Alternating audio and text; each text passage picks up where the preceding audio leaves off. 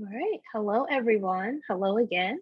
Welcome to Weekly Dharma Gathering. I'm Sheena, and I will be your host for tonight's session, Reclaiming Sangha, which will be taught by Shanté Paradigm Smalls, of course. Tonight's session will be recorded, so if you prefer not to be seen, please turn off your camera feature. And please note that if you do ask a question using camera or using voice, you will be recorded. So if you want to opt out of that, you can certainly send me the question or pop it into the chat. And if you have any questions during the guided meditation or during tonight's talk, please feel free to enter any comments or questions into the chat, and we'll make sure we address them during the discussion period. The recording of tonight's session will be available within 48 hours via your Vimeo Weekly Dharma Gathering account, and you will receive an email notification once it is posted. And so I would like to introduce you to tonight's teacher, Dr. Shanté Paradigm Smalls, pronouns they, them. They are a teacher and student in Vajrayana Tantric Buddhism. They currently study under Lama Rod Owens and Lama Justin, co-founders of Bhumi Sparsha. Shanté began studying and practicing Buddhism at age 17 and has practiced in Zen Soka Gaiki International, Shambhala, and Bhumi Sparsha communities. They began on the teaching path in 2009 and were authorized by Shambhala lineage to teach meditation in Buddha Dharma in 2015. Shanté is focused on the healing impact of meditation in Black, Indigenous communities and people of color communities, LGBTQ plus communities, and incarcerated and recovery communities. Shanté is a teacher on the Liberate app and is a lead teacher on Weekly Dharma Gathering, which they co-founded and curate. Shanté identifies as a Black person descended from enslaved and trafficked African Indigenous people. Shanté is queer and genderqueer. They live on Canarsie, Munsee, Lepahokin territory, also known as Brooklyn, New York. And here is Shanté. Thank you so much, Sheena. It's really good to see you. And thank you all for being here.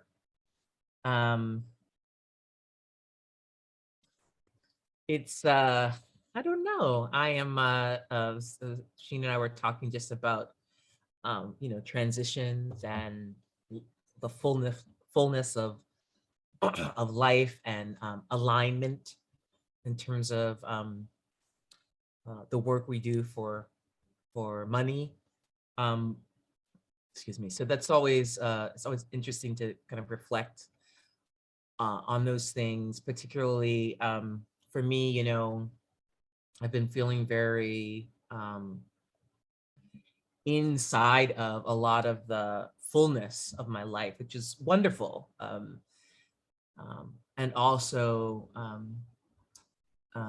sometimes it's just nice to step out of that and remember what's the broader view.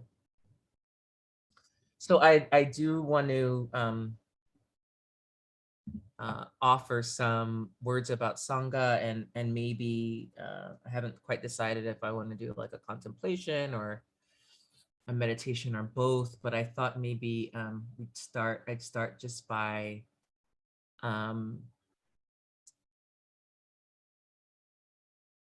saying where I am right now with the idea of Sangha. So as you all may know, Sangha is sort of, it is a foundational aspect of Buddhism. Here, I'm really going to talk about Buddhism, not just, meditation or mindfulness or something, but that there are a few aspects that sort of make something Buddhist. So one is this idea of the three jewels, or sometimes known as the triple gem. The Buddha, as an example, historical Buddha, Buddha Shakyamuni. the Dharma, the sort of traditionally the teachings of the sutra, Buddha's, the sutra, the teachings of the Buddha, which are known as sutras, but also then other kinds of teachings, so Tantra or other teachings that come from Buddha Sutra, as well as more generally, just anything that really is, it translates as truth and anything that really leads to liberation, wakefulness. And then Sangha, which I actually think is the most fraught of the jewels, um, the community of practitioners, and an intentional community of practitioners that support one another. And then there's also other aspects, but that make Buddhism having to do with the Eightfold Path and so forth. And really the teachings on the Four Noble Truths. So those three jewels, the Eightfold Path and the Four Noble Truths, are really these sort of foundational tenets. And my own experience with Sangha, I think when I first was introduced to meditation, and then later Buddha Dharma, at a fairly young age, I was introduced to meditation in the context of Sangha. So I wasn't one of these people who started meditating on my own and then kind of later found the Sangha. I was introduced to meditation in the context of 12-step recovery. And so that was really a group project, even though my meditation practice was my own. I learned how to meditate in group settings and heard from other people their experience with meditation, and it was wide range, and the benefits of meditation. So to me, it was always communal. And that aspect of it always felt supportive. So even though my meditation practice was done both on my own and with others, the context in which I learned about meditation was communal. And then I began to read books and explore my own path, which led me to very soon to Buddhism. So I started reading books that were about recovery and Buddhism. So Zen and it's like Zen and the Art of Recovery or something like that, or Art of Zen and Recovery, and all those kinds of books.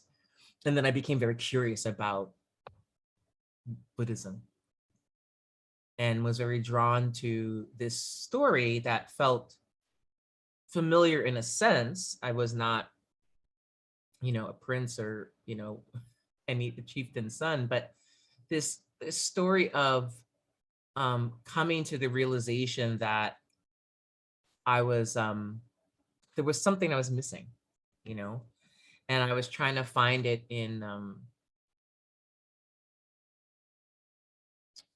things that led me further from my own Buddha nature. So I really kind of was curious.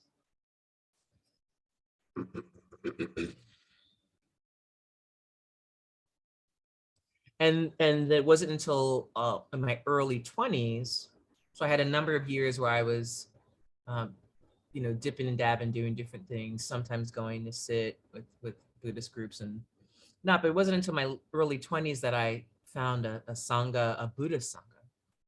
And I had been around Zen, but the first Buddhist Sangha that I really got involved with as a community, more than as just kind of a drop-in, was a Soka Gakkai International, SGI. And a lot of people know them through Tina Turner's story, or Herbie Hancock, or some other people who, a lot of Black people globally are in that Sangha. And so there was a really big, they have a really big building on 15th Street and right off Union Square. Beautiful, huge building, and I began going there because a friend of mine, a bunch of queer young people, a friend of mine who was like a queer Latina from Jersey started going and got all of us to go. And I really was like into it. And there was a lot of, just in terms of optics, there were people of all ages. There were almost everyone was a person of color, and um, there were a lot of Asian folks there, which is actually unusual in Western sanghas. Um, there was a huge queer and trans. This is the early 2000s too, so it was a huge queer and trans population. They had it was very vibrant, and they had a lot going on. They had like, they just had a lot of things going on, and I felt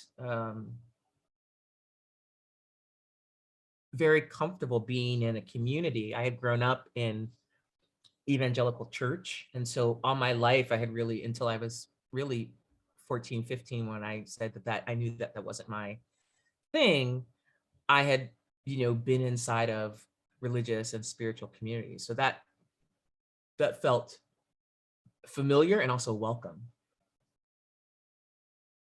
And I learned a lot through the process of being part of what Sangha means to me, and its meaning in general is that there are people on the path with you, some who are further ahead, some who are farther behind, some who are right next to you. And so there's a sense of experience being transmitted and passed on, and care, and institutional knowledge, and transmission, oral transmission and written transmission, and you learn practices. And that particular community, I realized, wasn't exactly for me after a couple years. And I made my way to another community, which ended up being Shambhala, which was my community until 2018 formally. So from about 2006 to 2018.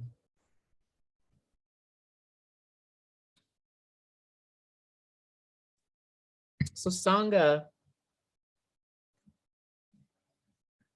let's talk with, what do I call it? Reimagining Sangha. And I've been doing a lot of thinking about this over the last almost 4 years, because as almost, I think all of you know, the Shambhala community as it was is dissolved, is no longer. Whatever it is today, and I don't really know actually, is very different than what it was then. I think they're still trying to figure that out internationally because of karmic reckoning related to decades of lack of care and violence that was, I think, most prominently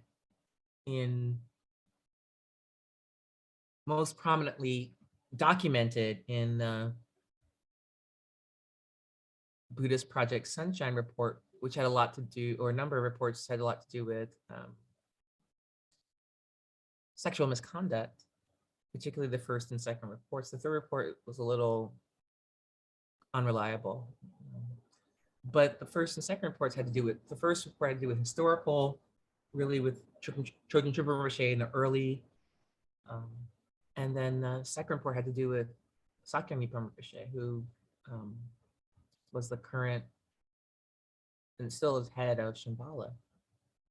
And what really became clear to me during that very tumultuous time, and really for me for the 2 years after that, was that my understanding of Sangha felt very different than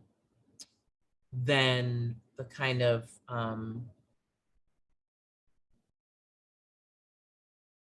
corporate Sangha. And that I always knew that inside of that community of practitioners, there were other Sanghas. Officially. So there was like a young people Sangha, and there was like queer Dharma, and there was like POC, BIPOC, and there was like aging and PTSD. So there were these, affinity groups that, and tantric practitioners and different things, language specific sanghas, regional. So those things were kind of, formed out of wanting to have more, parents and children kind of stuff, to have more deeper connections, right?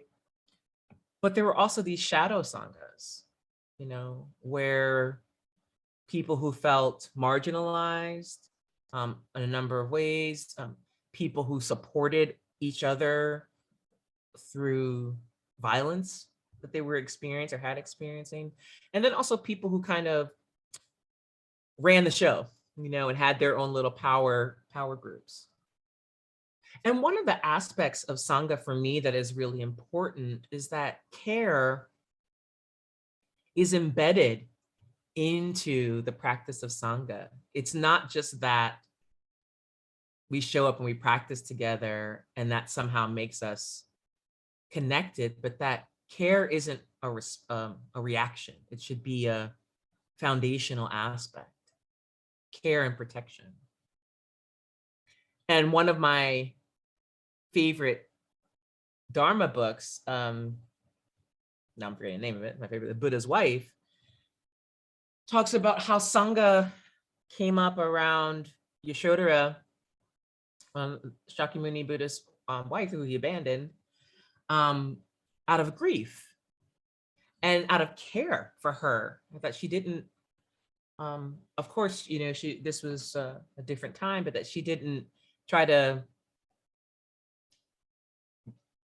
go through her grief alone. Actually, she did, but that her community wouldn't let her. And that compassion practices rose out of the community grieving together.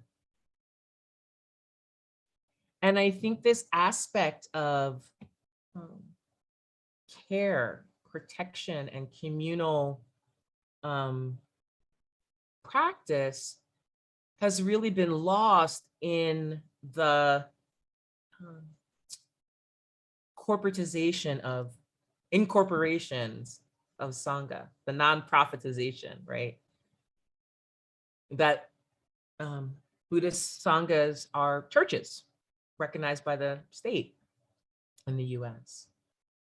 And that is great in one way. People can go on the internet. That's how I found, Shambhala, or they can see a physical building, when they're walking by, and that's wonderful. And at the same time, that can also, the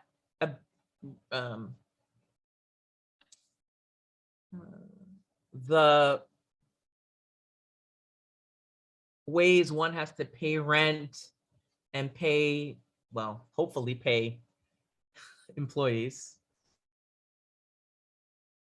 can just replicate the world, much like, churches and mosques and temples suffer the same kind of thing. And so if this aspect of care, and, even before we get to any Buddhist principles, but just simple care,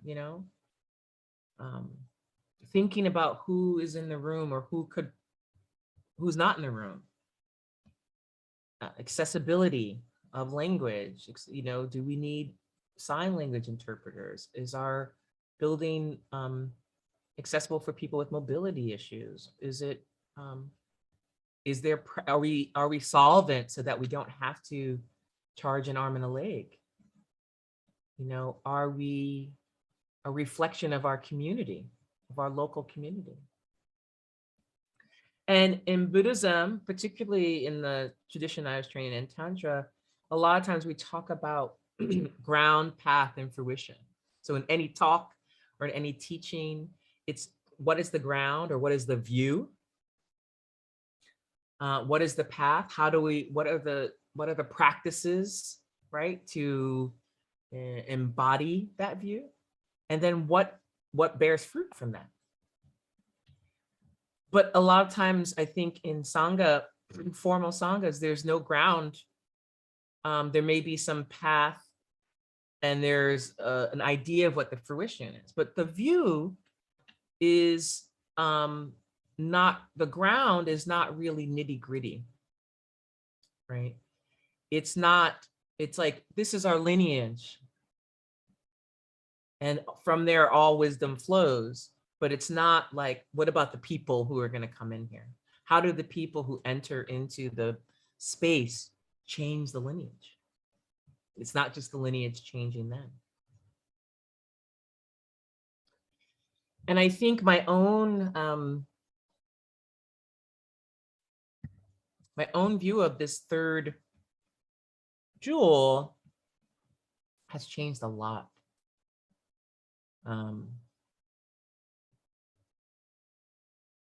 And one of the major changes is that I can make Sangha.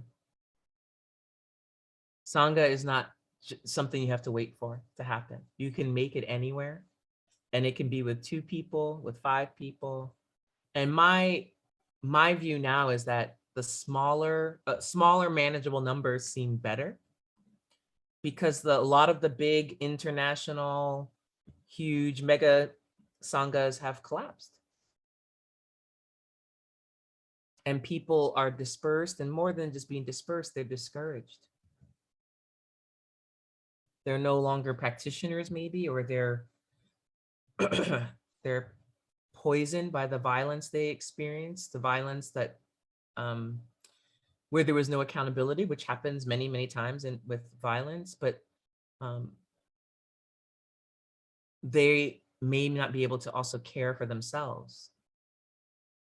So then you have people who feel that Buddhism or a particular lineage is synonymous with violence. And so that's a great disservice. That's a karmic terror that violators have put upon people they've hurt or harmed. But one of the things that was really beneficial about the dissolve or my leaving my Sangha, although I still really do claim Shambhala, not the organization, but the lineage as my own.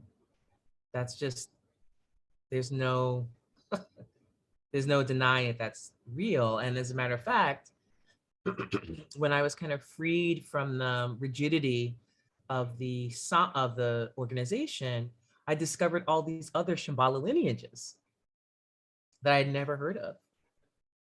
From different, there's a Bun, indigenous Tibetan religion Bun teacher that I've done some studying with. There's another Tibetan-based Shambhala lineage that I've gotten some practices from and learning history about.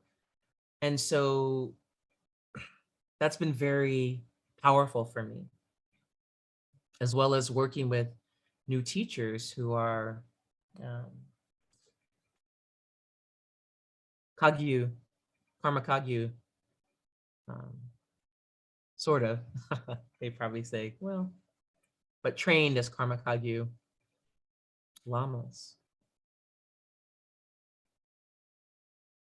And I want to say to each of you that you are capable of being in the kind of Sangha you want, you crave.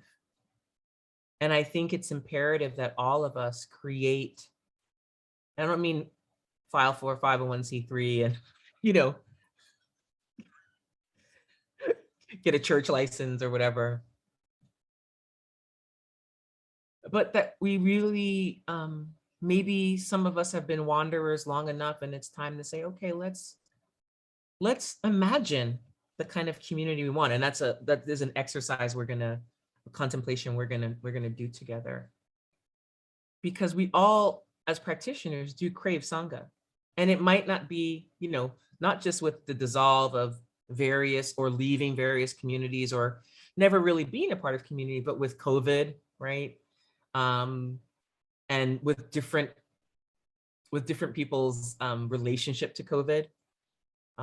One of the things that COVID has made abundantly clear for me is that, the hybrid model is really the most, it's not the easiest, but it's it's really the most accessible. And if this is reminding me, accessibility, I can turn on the live transcript here so that you can see that. If I had my druthers, could be able to afford someone to do ASL, right? So COVID has actually changed Sangha, because for at least a good 2 years, no one was doing anything in person. People are starting to. And having to rethink costs and rethink big giant land centers and rethink um, all of that, right? And people are saying, we can just hold Sangha in the park. We can just have pop-ups. We can just get on Zoom with our friends once a month or once every 2 months. And we're fortunate because we have Zoom or Teams or all the things. And though it's not the same, there is something different about feeling the energy of bodies in proximity to you. That's very real. There are other models besides getting in the car or getting on public transportation and going to a center and paying money and sitting down in that room. We can welcome people into our homes depending on our COVID situation. And I feel very strongly that we have to use our imagination to create the sanghas we crave.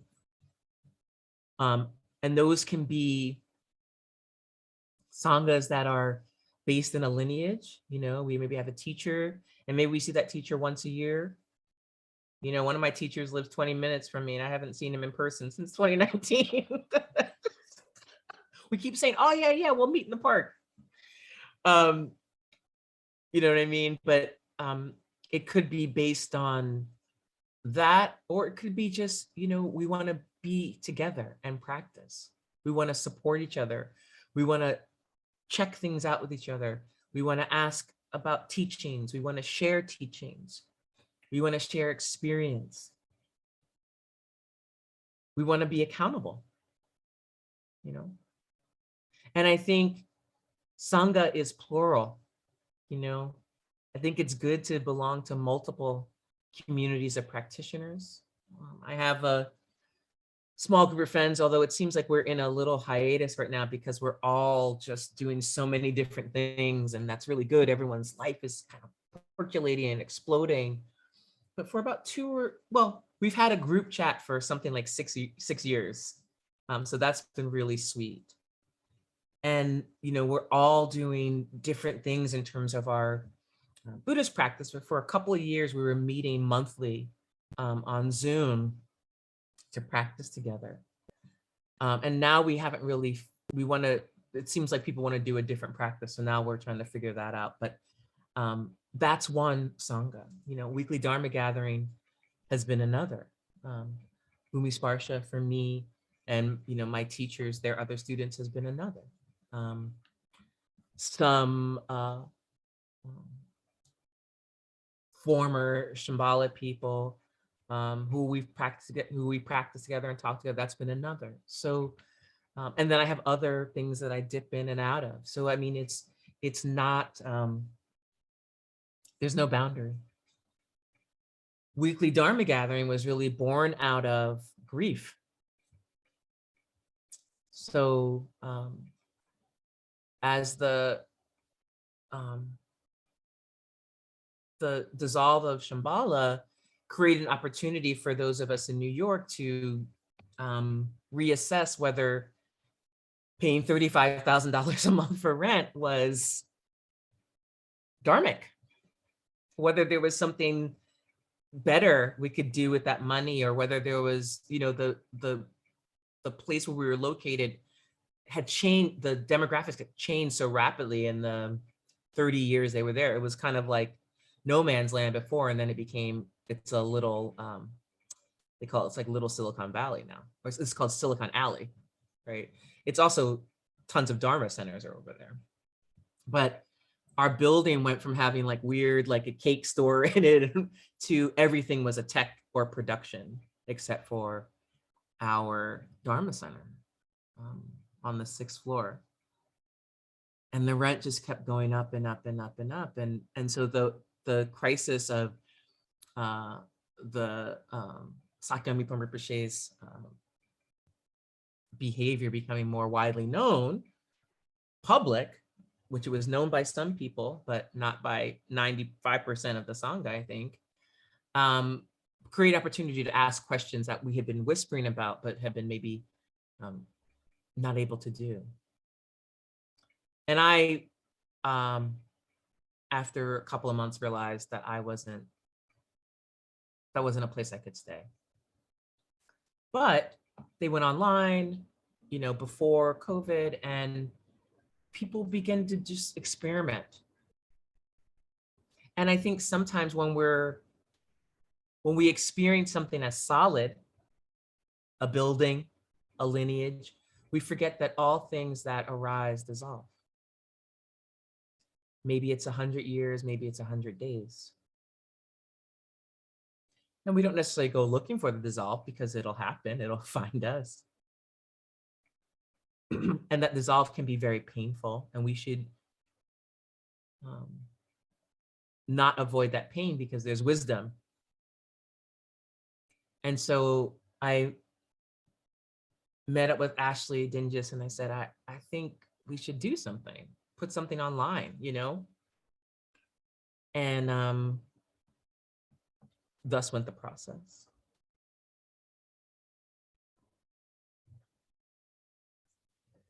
My feeling is that the world is very topsy-turvy right now. I know I'm not the only one who feels that way, and it has been for a long time.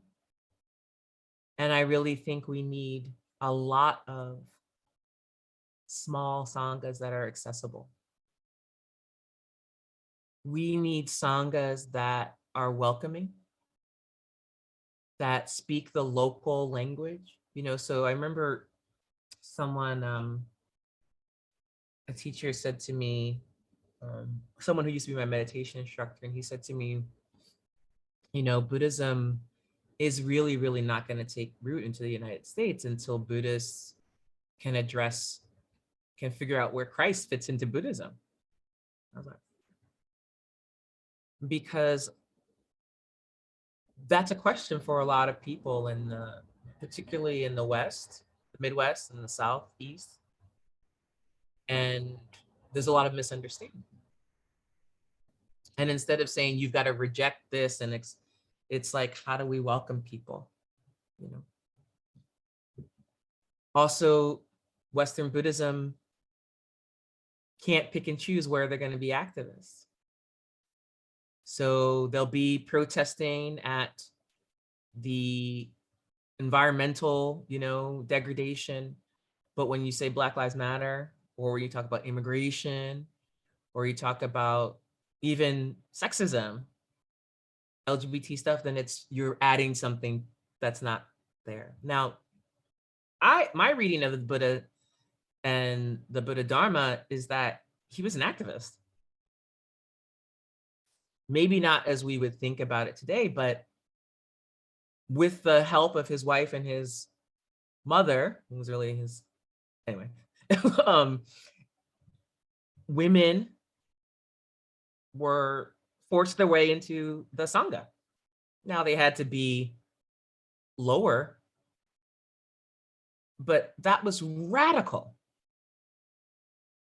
This is ancient. This is the ancient world was talking about. That was radical, right? That now, of course, before that, women's wisdom was respected, but the rise of patriarchy had stripped that kind of women being holy. So the Buddha also was against casteism. That was probably even more dangerous. So from the beginning, Buddhism was a disruption.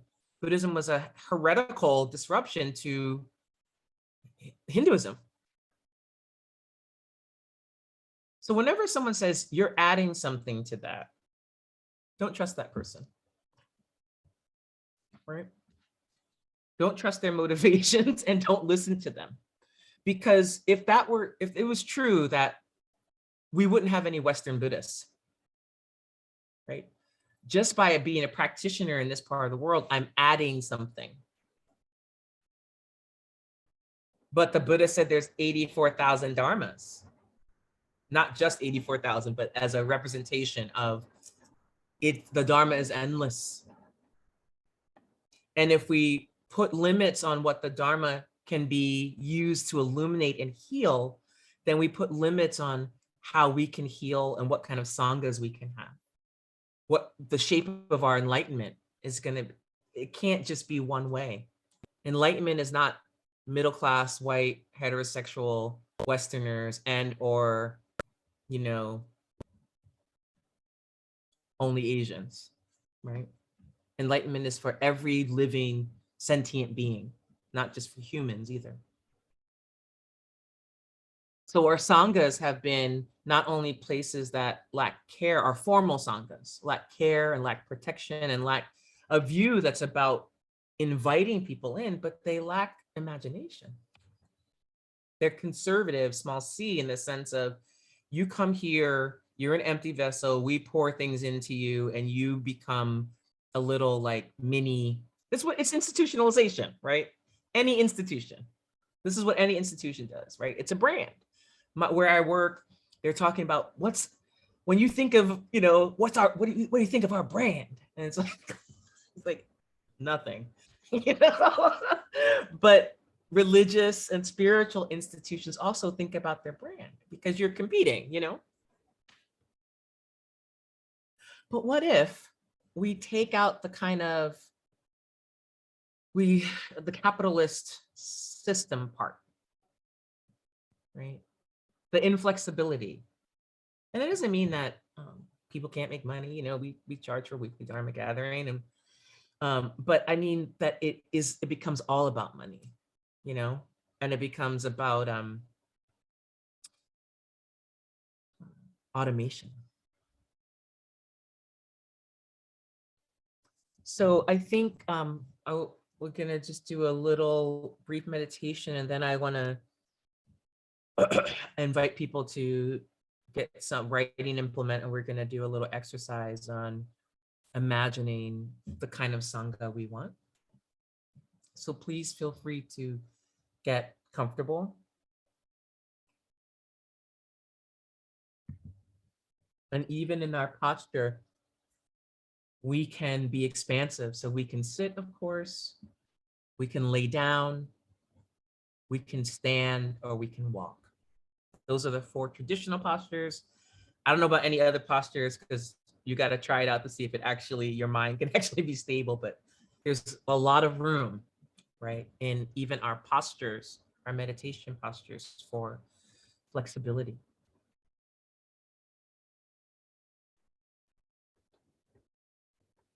So I ask you just to feel the rhythm of your body.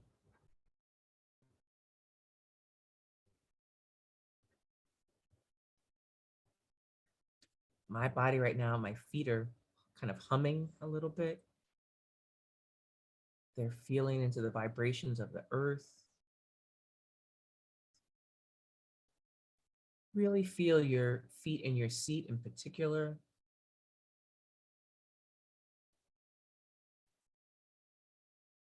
Grounding in this beautiful, beautiful body that we each have.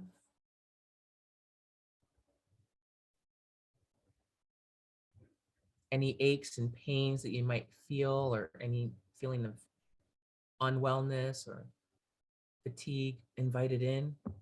It's part of your experience.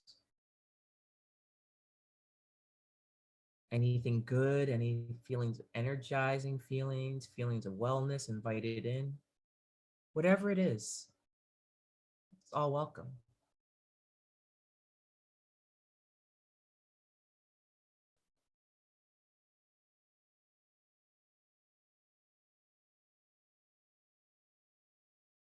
Feeling your emotions, your mood, the tone of your feelings.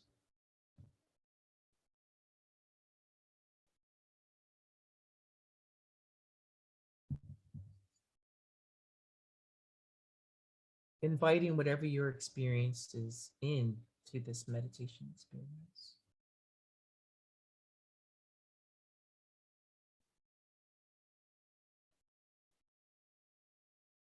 And then finally, checking in with the quality of your mind.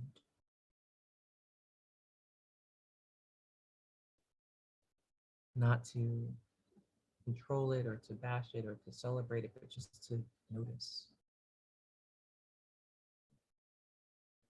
and maybe befriend.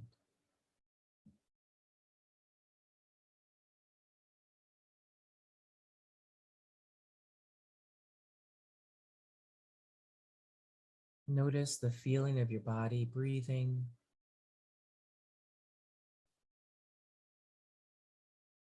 Resting your experience of body, emotion, and mind on the feeling of your body breathing.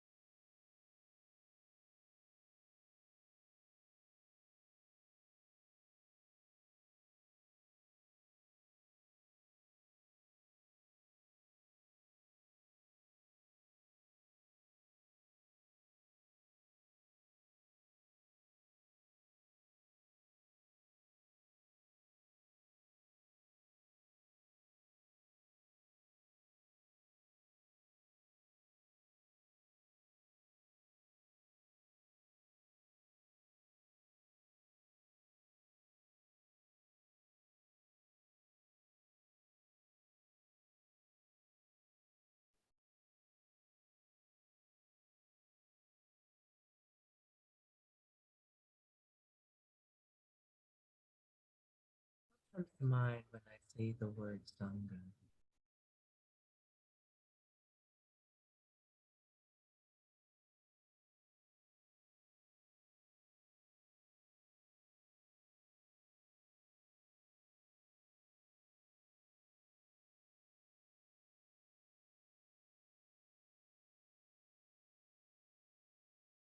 Some mind, is it something you want?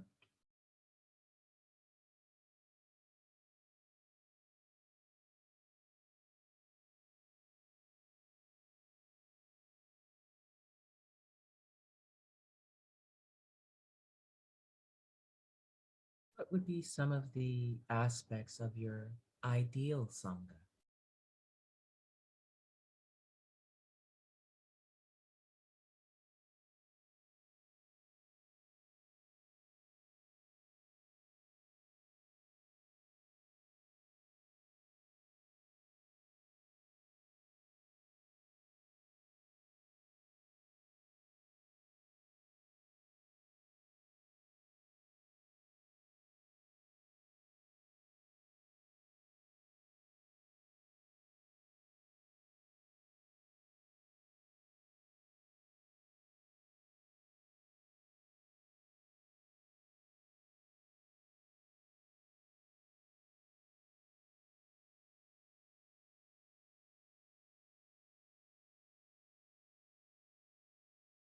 So coming out of the meditation at your own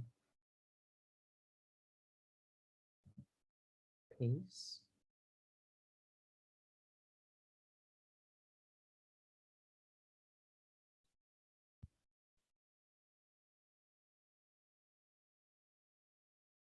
maybe taking some deep breaths, maybe stretching, maybe doing all of that.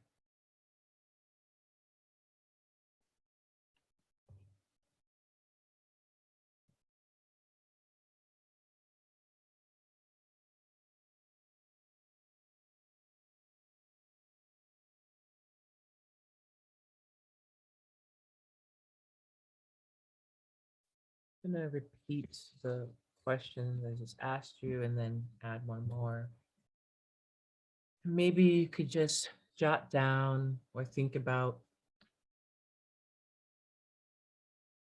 the answers, not to, you know, just whatever comes to mind. So, what comes to mind when you think about Sangha?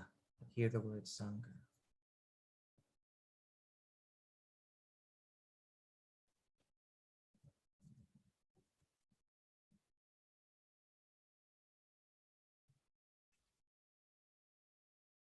What are the aspects or an aspect of an ideal Sangha?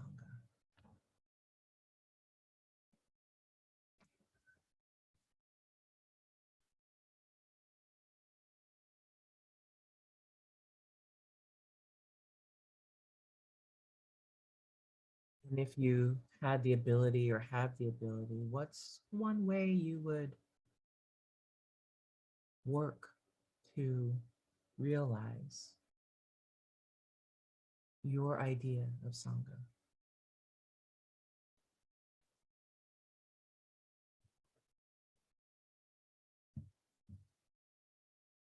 For me, this isn't just a mental exercise. I feel very strongly that micro sanghas are the future. Um, because if it's all bound, if Dharma is all bound up in, can I repeat the question? Sure. The first is, what comes to mind when you think about Sangha? You hear the word Sangha, rather.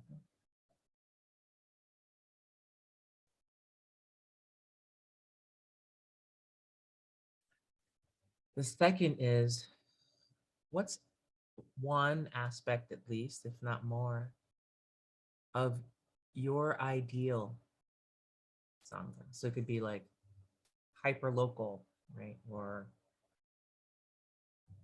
I want a Black Sangha, or all women, or queer and trans. Thank you, Shin. Or international, right? And the third question is, what's one way you could realize that or materialize that ideal Sangha?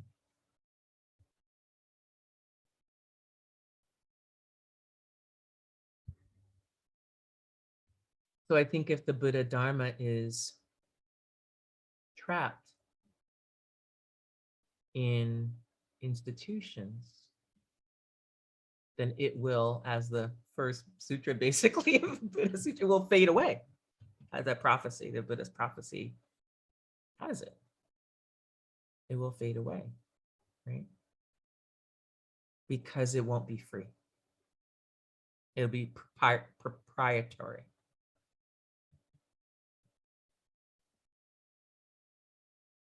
So, and the micro sanghas can be connected to one another, it can be a network of them, but maybe less of the, buildings and formal and this and that. I mean, there's lots of benefit to that. I benefited from formal Sangha so much. I wouldn't be here as a Buddhist teacher without real serious training and structure. And I'm just saying that I think you can get serious training and structure in different ways. We should have multiple. We should have the Buddhist Sanghas that are, big and mega church, but we should also have micro sanghas. We need a lot of, um, we need a lot more in the Buddhist ecosystem.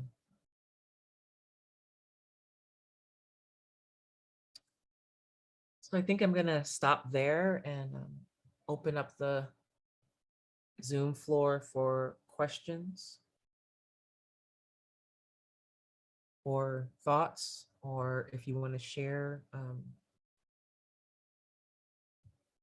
any of your what came to mind.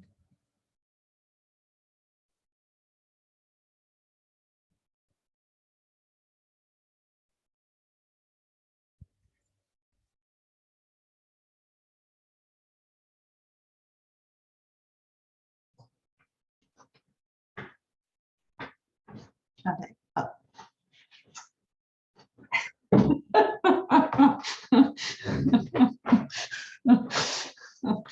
Um, yes, Mr. Baby, he's always with me. I'm very grateful for this discussion. The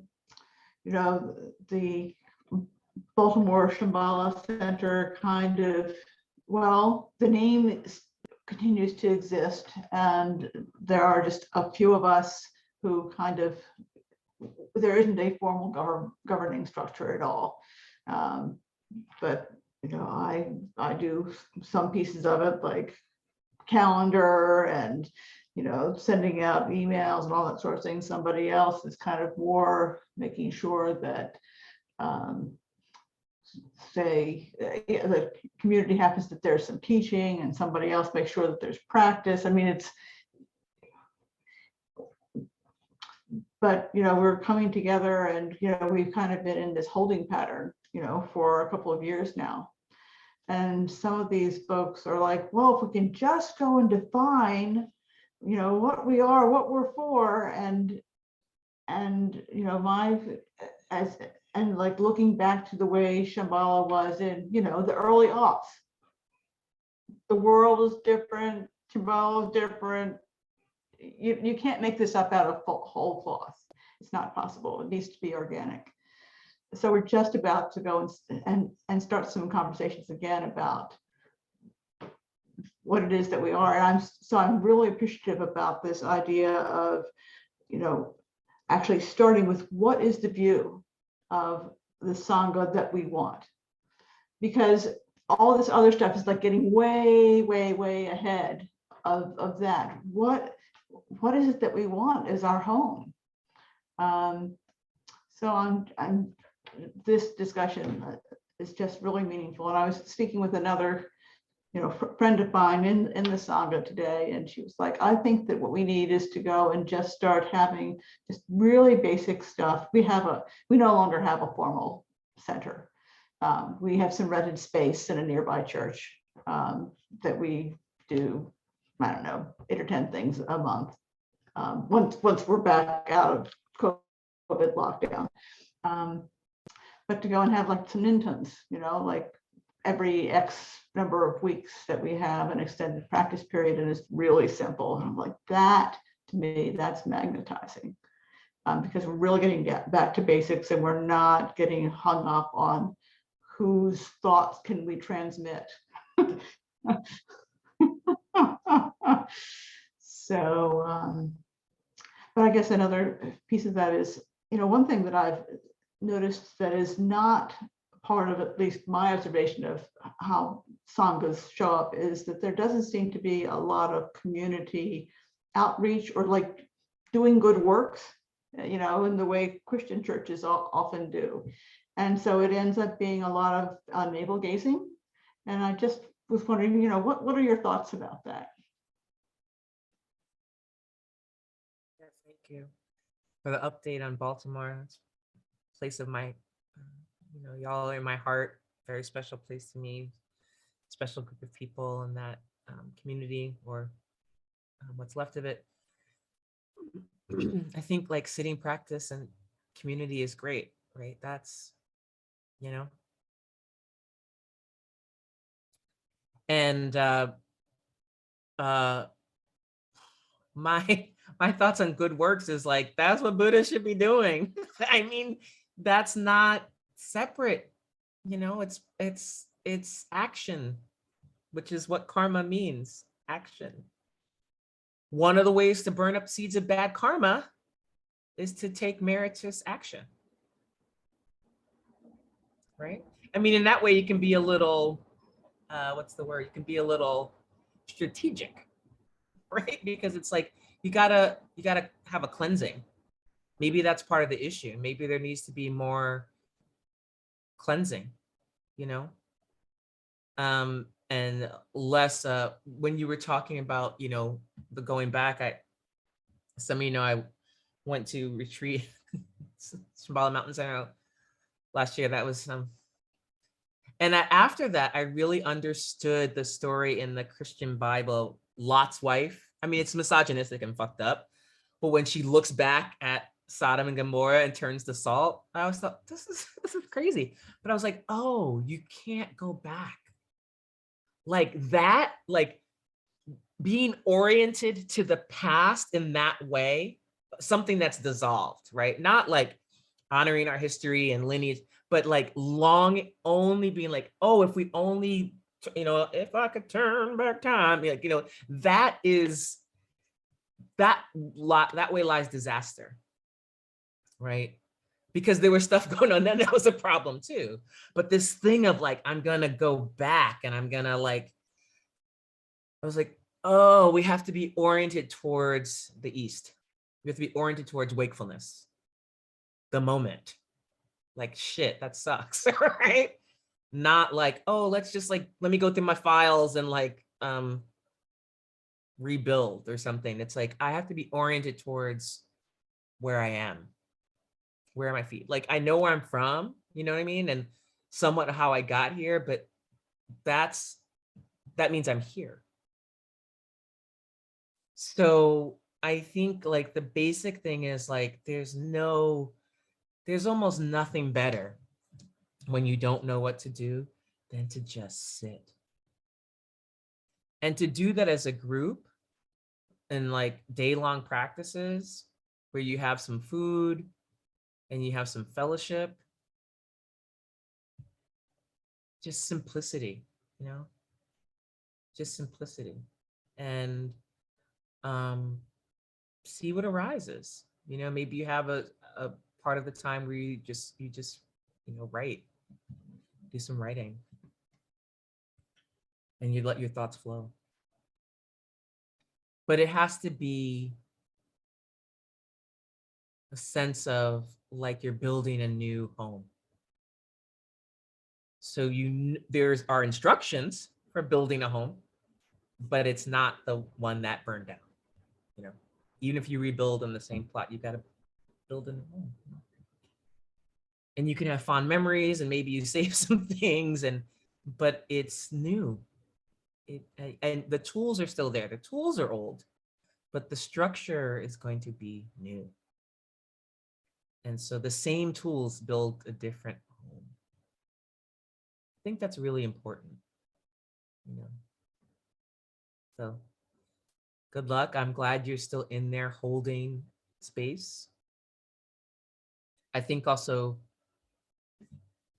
taking your seat and be like, I'm one of the people holding space. That's dope, you know? Yeah, okay, we're doing that. Excellent. Thanks, Gail. Aisha.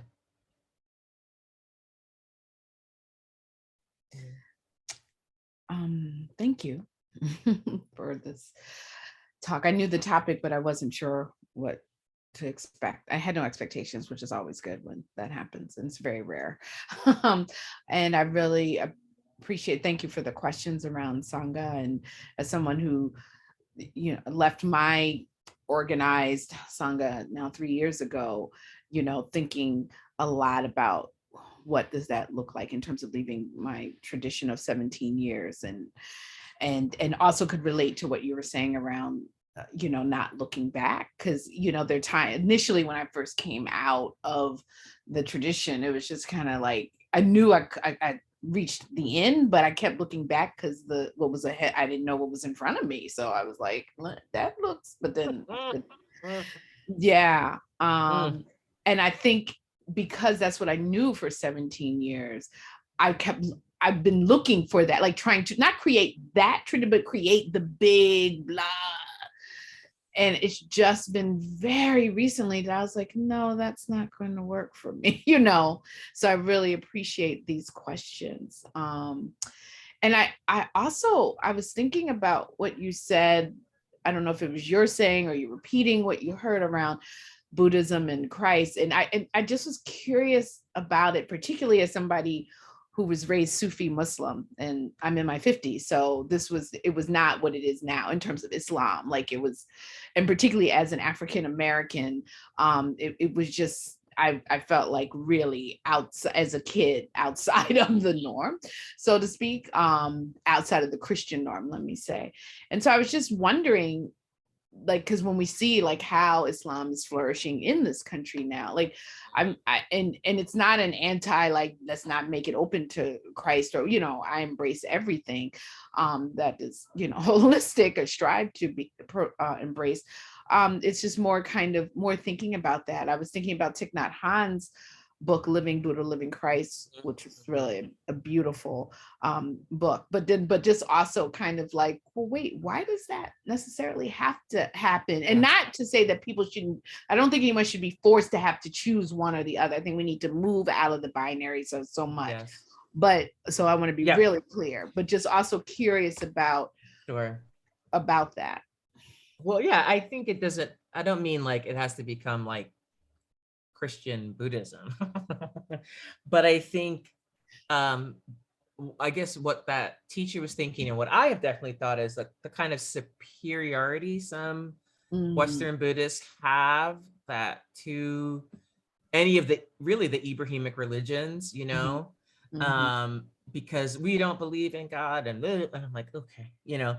And having the ability to situate, let's say, a figure like Christ or Muhammad, even as to use the language of bodhisattva, and say, like, to people who are like, Buddha, you know, to be able to talk fluently across, right, ideas. I remember I had this really illuminating, I mean, it was weird. It was like, I was walking my dogs. This was a number of years ago, and maybe 16 or 17.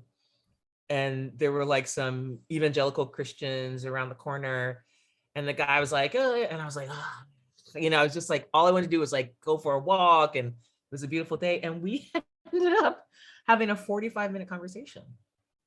And he was like, I was like, look, I grew up in the church, and, you know, everything you're saying to me is wonderful.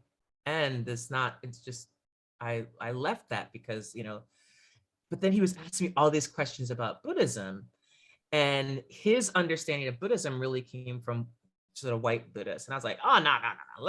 And I'm explaining, and I was like, you know, there are different kind of Buddhists. I'm a tantric Buddhist. So, and he's like, what? Oh, you know, so and it was just this ability to have a conversation that didn't, you know, at first I was very dismissive of him. And then I just took him seriously as like another person who felt very strongly that he cared for people.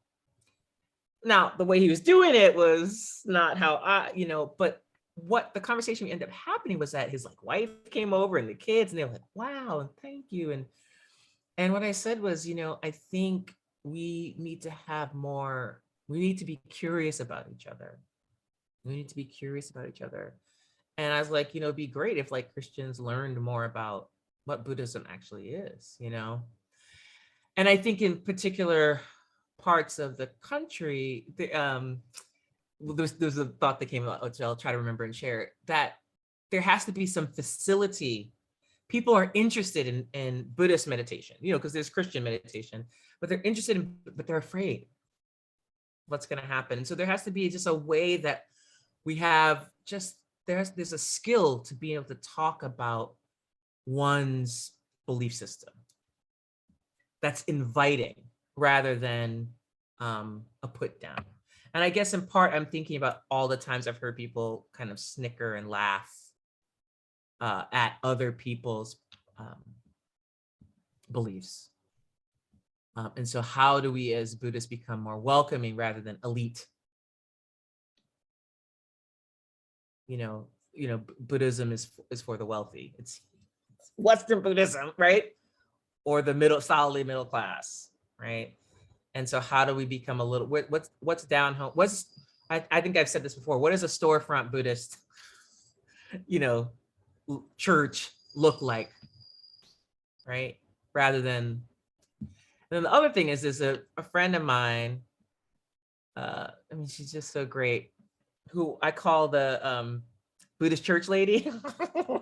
So she's just like this Southern Black woman who is just a Buddhist church lady. She's like everything you would think of as like a Southern church lady, except Buddhism. And I was like, that's the kind of person who, and I remember someone saying it was because of her that I felt I could be here, not the like natural haired people, she has perm, and not the like, crystals,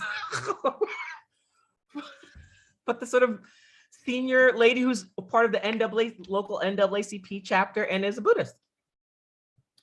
And I tell her, when I speak to her, I don't speak to her that often now, but I say, you're very powerful because people feel safe. Black folks feel safe. Southern Black folks who are older feel safe because when they walk into that situation, it's two Black senior citizens, and I'm like, there's something about that that's a powerful transmission. They're not trying to be, sometimes you see like people, you get the affect and people are trying to be Asian, and there's just a simplicity, I think, that's speaks volumes, So I think that's in part what I was hinting at, that there's a power, to the Buddha Dharma is very powerful. And in some ways, I think it hasn't matured in the US, obviously, in a way that could be transmitted more powerfully, right? And that's beginning to happen, because things happen fast in the United States because we're a fast place. But that's beginning to happen where different kinds of voices are speaking the Buddha Dharma. And it's, I think I even saw on your, maybe it was, I don't know if it was your Instagram or someone else's, they were doing like kind of a mini review of all the Black Buddhist books that were out there. And I thought, oh, that's really important. Now there's like more queer and trans Buddhist books, and so I think that's the kind of thing I'm kind of getting at. So thank you for your question, because that helped me clarify my own thoughts on that. Appreciate you.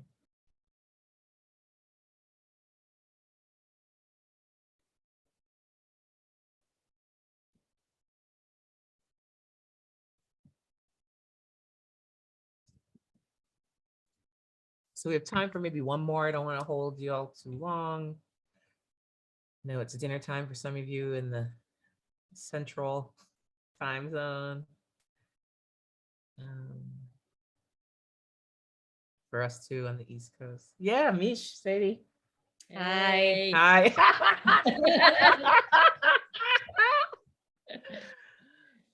See y'all. Hold on, let me pin you up here. You.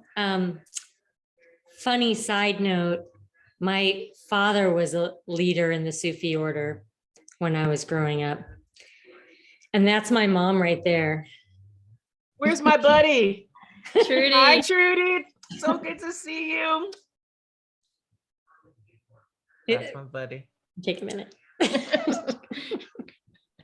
Listen, So thank you for this. It was a very enticing title. And so we wanted to show up and contemplate it with you. So many things, because just in here, the discussion after the contemplation,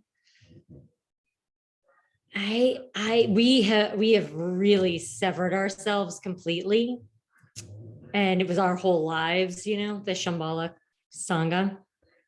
And it's real painful, you know, but and everything that's happened after that has been like so divisive. And you know, we need, and when I hear like we need to talk to each other more and I'm like, they're not listening, they're not coming to the table. I would talk to some reasonable people. And I honestly had a real interesting experience with somebody who I like heard what he was saying around the pandemic from his perspective. And I felt really touched by how his wife was really sick, and like he had a very different view of things than I do, but I saw his humanity in that moment. I hope I'm not being too vague, but that, you know, I honestly do think we need to come together and talk and share and see each other as humans. But it really is I have such a knee-jerk reaction, because when I've talked to people, they often are saying, we all need to talk and come to the center. And what that means is we're going to leave out the most marginalized people in this conversation. And I can't do that. And I feel like my experience of Sangha was a lot of putting up with and accommodating, and it was painful. And I like took that on as like part of the Buddhist path, was that I was supposed to accommodate and do all those things. And it didn't turn out well, all that accommodation, you know, and like having the same conversation with the same people, you know, and thinking we'd gotten somewhere and then not gotten anywhere. And now I'm exhausted, and everything is so intense that I feel like I'm like, I need to go in. And yet in my heart, first of all, I need the accountability of Sangha. Yeah. Yes. And secondly, I need my heart connection to like my people also. Yeah. So it's painful. Sangha's painful and beautiful. Yes. And I don't really know if I have a question or anything. Well, you know, Sangha is not in the center. Sangha is not in the center. It's not. And this is say that again, Mish? It's not at the physical center. Not at the physical center. This idea that come to our center, come to our temple, come to our place of practice, come to our retreat. All those things are fine, but that's not Sangha. Mm-hmm.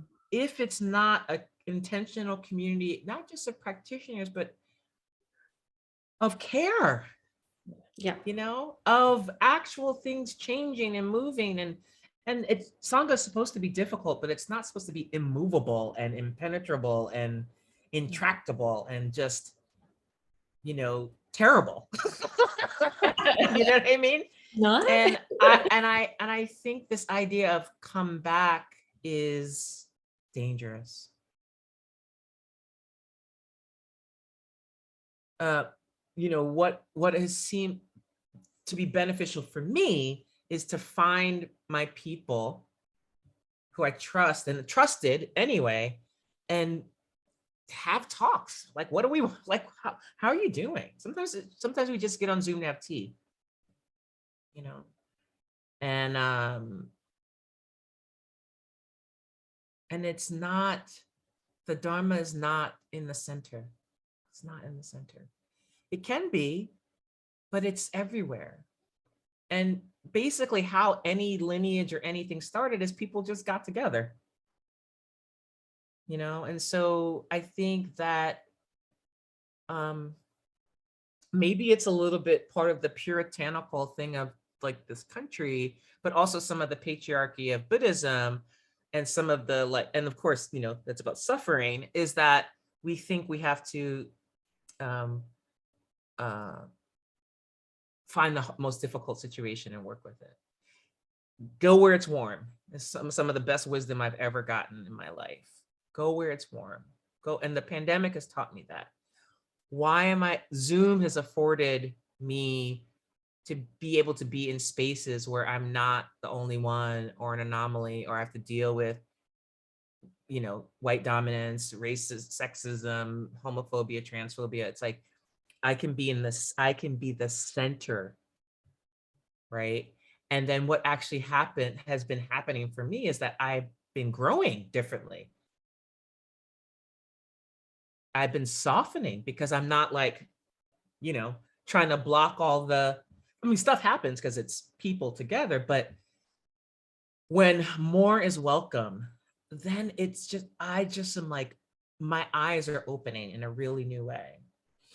And I think for me, part of the, there's ease in institutions. That is a good thing, right? About institutions. It's like you can find your people, and it's like, it's kind of just going along, and you're like, okay, I don't have to like do certain things. But then there's also the violence of just the institution itself. And that's if no violence is being perpetrated by individuals, just because it's an institution, there's just things are missed, people are overlooked, everything's mechanized, everything's automated, and it runs roughshod over the people who can't stick to the calendar or do the blah, blah, blah, or forward the thing, right? I see it with my university students, and it's like, they're constantly trying to keep up, and even with, professors and staff, and we're all like, we're overworked, but it just keeps going on, and they keep adding more. But that's institutionalization, right? That's just the violence of the institution itself without any actors. And then you have people who are like, oh, I'm going to take advantage of this. So what is Sangha outside of the center? Well, it's really beautiful. And it can be totally small, like, let's just practice together once a month, or whatever it is. And that is important. But, I had talked to my teacher, both Lama Rod and Lama Justin, about this kind of aspect, because they both, Lama Rod was talking about, well, there was at one point, well, okay, I shouldn't say that, but so, there, basically people have like tried to get them to have centers and want them to have Bhumi Sparks have a center, and they're like, it's not, we've done that already. And what we've learned is that that's for us kind of doomed, and we don't want that model right now. And I think that that's really important, that teachers, like, lineage teachers, say that model doesn't work as well, and model something different, but that we also can we can just practice together, and I think that that's very powerful. I think that's very powerful. And I think I said this, and then you mentioned this, is that one of the great tragedies is that I felt like I know my own practice was shaky, like after it was hard, and I was in a lot of pain. But I just went back to shamatha for like a good year. And only pretty much, like, I did maybe a few other little things, but really, and it gave me my equilibrium back,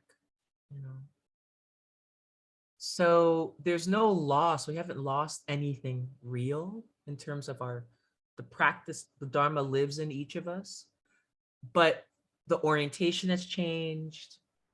The framework has changed. And that can be very unsettling. It's deep grief. And grief has its own timeline. But I think when I really said, and there've been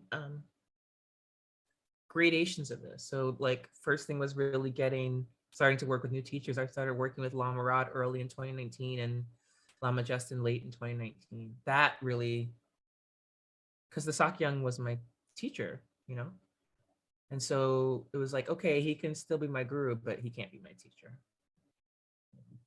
That's not, And then it was like, but then it was like, I was like, really the first thing was I found people to practice with, even before finding new teachers. So it's been gradations of transformation. And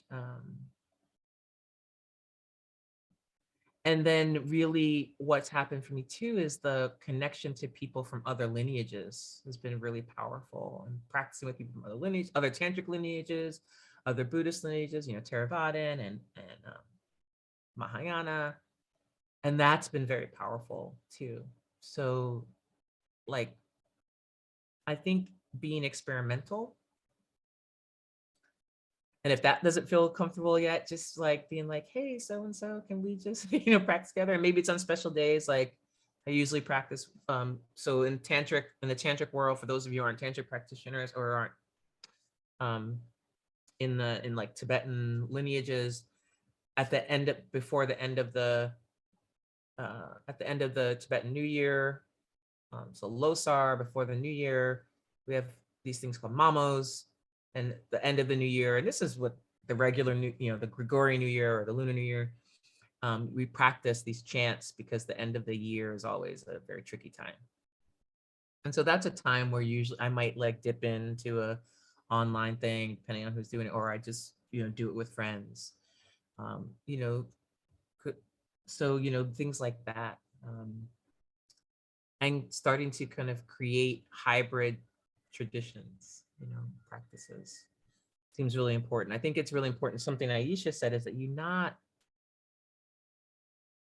throw away what you learned, what feels valuable. However, it's like Lama Justin once said to me, your butter lamp was lit, so it's still lit. What are you gonna do with that light? Thank you.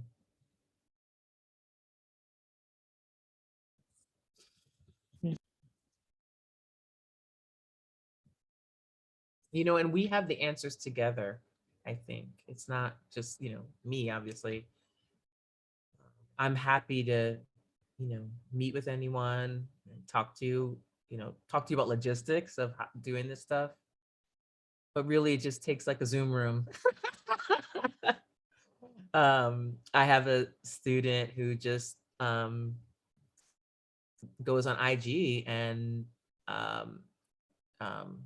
twice a week leads practices on Instagram and TikTok.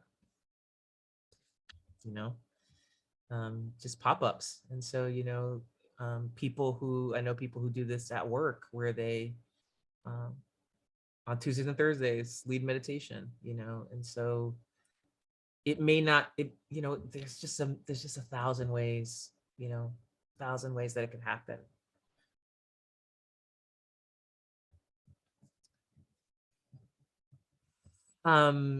I just want to give a plug. I know Sheena will do the official, but next week Aisha is going to be interviewing. Thank you. Sheena put it in the chat. The amazing Dr. Stephanie Evans about her Black women's yoga history. And I want to say Dr. Evans is the reason that I have Rosa Parks on my wall of protectors doing yoga, because she found these photos of Rosa Parks in, I think, Library of Congress. Anyway, so that's going to be amazing. I'm hoping to make that live. So thank you all for being here, and thank you all for your practice. This is such a wild time to be alive, but also a great time to be alive. We have the Dharma and we have each other. And, we have, good medicine too. So